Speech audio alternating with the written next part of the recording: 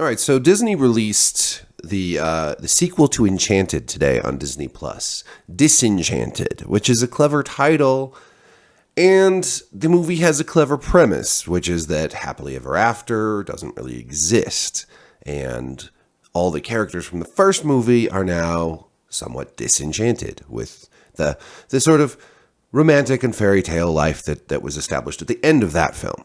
Enchanted, I will say, I think is the best Disney movie, or at least the best Disney, fairy tale princess movie of the century so far. It came out in 2007. Amy Adams really kind of broke onto the scene in that movie. It has a great cast with Amy Adams as Giselle, this princess from Andalusia, this animated magical kingdom who finds herself, pushed by her evil stepmother, played by Susan Sarandon, into New York City in the real world and all its mess. And she meets a lawyer named Robert, played by Jack Dempsey, and he's got a little daughter. He's a single dad with a little daughter named Morgan, and he's kind of a practical guy. He's in a very practical relationship with this woman named Nancy, played by Idina Menzel.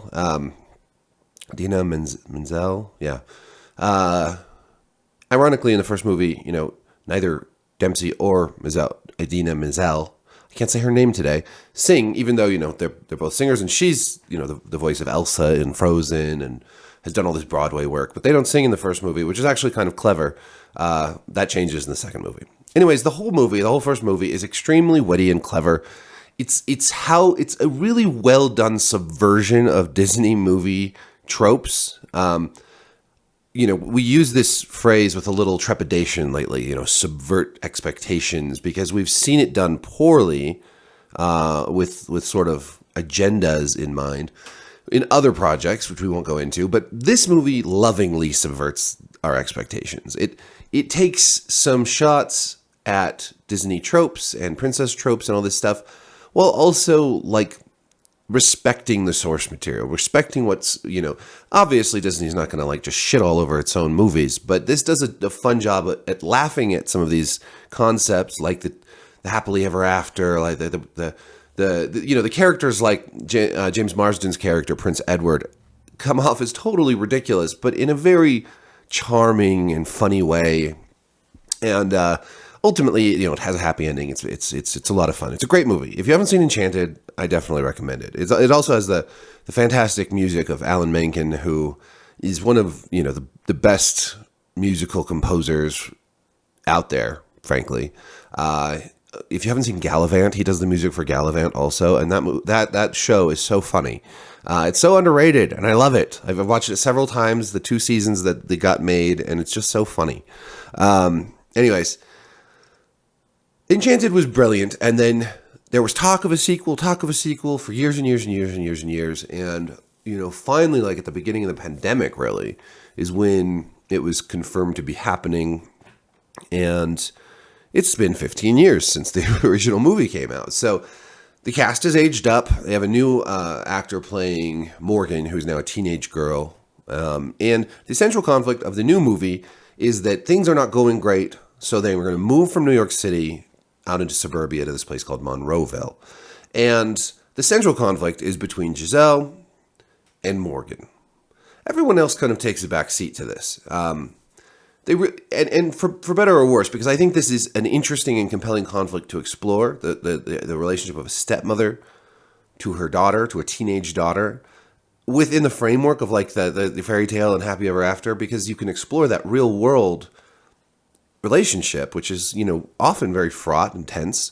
I mean, mothers and daughters, stepmothers and daughters, when they become teenagers, it gets really tough. I've seen this with my own eyes. If anything, this movie hit a little close to home because of some of the stuff that's gone on in my own life with my own teenage daughter, and watching that with her was, a little bit emotional at times. But they don't really explore this relationship in a very compelling or satisfactory way. They moved to Monroeville, which I think right off the bat sets a weird tone for me, because they just do it on a whim. Giselle is unhappy, and this mild, privileged unhappiness is enough to get her to convince Robert to foolishly up uproot their family and move to the suburbs in the middle of Morgan's high school years. Like, I moved around a bunch as a kid, so this sort of pulls my triggers, I guess. I moved around a bunch, and it was really hard, and I think it was a little emotionally. It fucked me up, no doubt. I was not a super social kid, and I had to move a bunch. I moved between. I changed schools from kindergarten to first grade. And then from third grade to fourth grade, I changed schools again. And then from fourth grade to fifth grade, well, halfway through fourth grade, I was then homeschooled. Then from fourth grade to fifth grade, I switched schools again. And then we moved again in fifth grade. So I moved to back to my old city in sixth grade. And I'd moved to a new one in fourth grade. And then in seventh grade, we moved to a new city and I was in a new school. And so that was a lot of moving around. And that's not really great. But my parents moved us around because my dad was going to school and getting a new job and all this stuff, right? There was economic considerations. I might have done it differently if I were them, but they did it for not just because they were unhappy on a whim. They moved around a bunch because of this progression of education and career. Giselle and Robert, they just moved their family to the suburbs, to Monroeville, because she wants to live a fairy tale life. And Morgan isn't happy about it because she's a teenager and she's in school and she has to leave her school and all her friends. And so the whole idea that Giselle is trying to do this to like make everybody happier and to get along better with Morgan is kind of ridiculous. And I think that set the wrong tone from the get-go. Like, if Robert had gotten a new job or something, or had gotten his firm had gone underwater and had to move, there was some reason to move. Yeah, they had to move because of the pandemic and people were leaving New York City in droves. There's a lot of things that could have set this up to not make Giselle and Robert seem so selfish and callous towards Morgan. So of course, they do follow up with this, with Morgan being upset with Giselle for trying to make everything perfect, but not really taking her feelings into account. But then everything that happens after that is just, it's like by the end it's resolved in like a day. And that's not how this works. If you're trying to explore the whole concept of fairy tale life and happily ever after and show that it's not realistic, then you can't really just wrap everything up in a bow by the end. And if you're going to do that, like in the first movie they do that, you have to work pretty hard at it and you have to earn it, and this movie doesn't earn it. What happens is Giselle makes a wish with this wishing wand that Prince Edward and Nancy bring from Andalusia, and the wish is to live a fairy tale life, and it transforms the whole Monroeville town, maybe the whole world, I don't know, but the whole town into like a fairy tale town. It's very WandaVision, right? We have this unhappy woman who, for her family and her unhappiness within her, life, transforms the town and all its inhabitants against their will to be part of her fantasy. So it's very, very, very WandaVision, but it's not nearly as clever as WandaVision. WandaVision had a lot of mystery. WandaVision had just, so much creativity in every episode with the different sitcom eras and all that. Whereas this is a little more on the nose, and it's also resolved very quickly, and there's no real mystery except for what's happening to Giselle, which is that she is slowly transforming into a wicked stepmother. The curse of this wish, the unintended consequences of this wish, are that she, for some reason, what's not really explained, but she's turning into a wicked stepmother. And there, again, this could have worked really well if they had really honed down on this concept of like her becoming the wicked stepmother, her relationship with Morgan, and instead they just have no focus in this movie. It's all over the place. We've got this other evil queen played by Maya Rudolph, this Maldiva Monroe, who's like the head woman of the town. She's the boss, she's the overachiever, yada yada yada. But in this fantasy version, she becomes like the evil queen with magic and everything. And it's just a superfluous conflict, really. There's even a point where the wicked stepmother version of Giselle, which it's fun to watch Amy Adams go back and forth between like sweet, flittery Giselle and then like confident, feels good to be bad stepmother. But she says at one point that it's silly. Everyone knows a fairy tale doesn't need two villains. And it's true. It's true here also. all the time spent with this character sort of takes away from the rest of the movie. Unfortunately, I can't fully endorse this critique because the only good song in the movie is between these two characters, between Rudolph and Adam's characters. It's called Batter, and it's very fun. I jokingly referred to it as the "We Don't Talk About Bruno" of this movie because I think in that movie, I can't think of the name of it now, but in that movie, all the songs were pretty lame except for "We Don't Talk About Bruno." And in this movie, even though Alan Menken is back and the original lyricist is back from the original Enchanted, most of the songs are very forgettable. I could not hum any of them to you right now, whereas I could easily just start belting out the songs from Enchanted, like That's How You Know, or Happy Little Working Song. Those are very catchy, very memorable songs.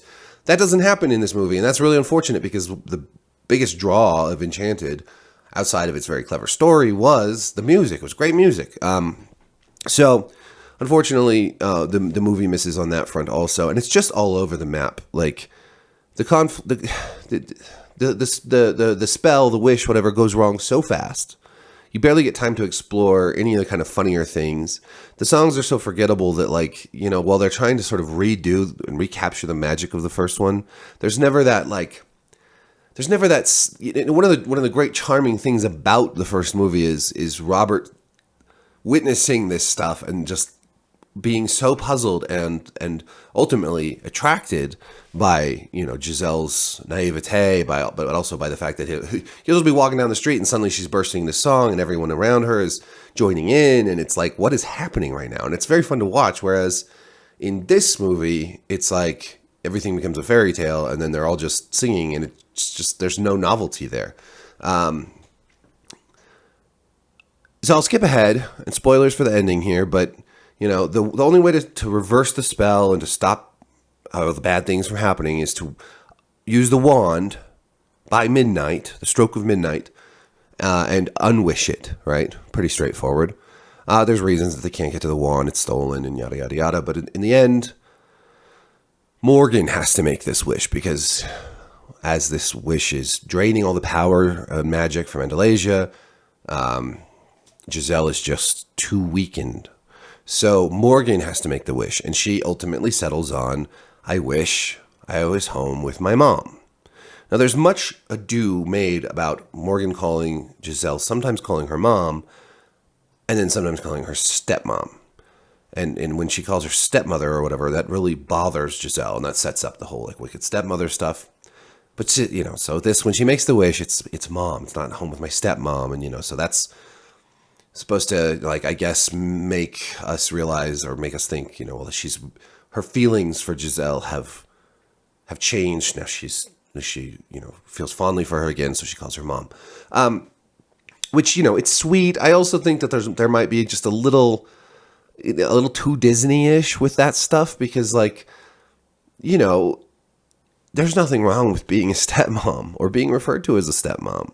It shouldn't be, I know they're not trying to villainize it here. They're poking fun at the whole wicked stepmother trope. But by emphasizing this mom over stepmom thing with Morgan and Giselle, they are kind of feeding into that notion that stepmothers or that stepparents in general are lesser somehow. And stepparenting is, from what I've seen, I've never been a stepparent, but from what I've seen, a very difficult and challenging job. And it's very hard in mixed families with, step-parents and step-kids and all. It's very challenging for a lot of families. And this sort of feels a little icky to me. But more than that, I think that what happens afterwards kind of just undermines everything. So everything goes back to the way it was after this wish. Everything, is saved. She saves the day. No one can remember what happened except for Giselle and Morgan. And Morgan wakes up in her bed in Monroeville. This, to me, is ridiculous because if I were Morgan, and I've been in her shoes to some degree, minus all the magic, if I had been given a magic wand after moving to a new city and really, really wanting to go back to the previous city we lived in, to all my friends, and I made that wish, I would wake up back in the previous city. It's absurd that this movie ends with them still in Monroeville. Clearly, they should have gone back to New York. They should have woken up in their flat on Fifth Avenue in Manhattan, and Morgan back with her friends and at her old school. And Giselle would have then realized that what Morgan truly wanted was not to be in her vision, in Giselle's vision of what a perfect and idealistic life is, but rather to be in Morgan's. And that her wish, that her original wish, not so the magic wish, but that Giselle's initial wish to leave New York and drag everyone out to the suburbs was selfish and wasn't a thing done out of love, but out of this the desire to fix everything, regardless of what the people in her life actually wanted. And instead they ended in Monroeville, and it's like la-di-da, everyone's happy, and the cute boy is like, come over and hang out with us, and it's like, okay, well, so this is happily ever after, I guess. But it's just bullshit. So whatever. The ending was very, very, very screwed up. I didn't like it at all. But the rest of the movie was it was good. I mean, it was entertaining. There were some funny parts. Some of the music was okay, just not very memorable. We had fun watching it, me and the kids, but we liked it a lot less than the original, and it just doesn't even hold a candle to the original. And a lot of times sequels don't, I get that, but really this feels like a low-budget version. Worse script, worse music, worse direction, much less interesting story, much less clever, much less charming. And it's released on Disney Plus instead of the theaters. I mean, this is a sequel to a movie that was an Oscar-nominated movie that got hugely positive reception back in 2007, and they just sent it straight to Disney Plus. And it just feels like they really kind of didn't put their all into this, didn't give it the TLC that it deserved. And I would have loved to see a sequel that really lived up to the original, or maybe no sequel at all. So, anyways, that's my 2 cents. Let me know. I know this is not the kind of movie or show we usually talk about here. We're usually talking about Lord of the Rings or Marvel movies or something. But, I loved this. I loved Enchanted, and Disenchanted is a disappointment. So let me know what you think, if you've seen this or whatever, or even if you've just seen Enchanted. Did you like that movie? I don't know. What else should we talk about? Let me know. So thanks for watching. Peace.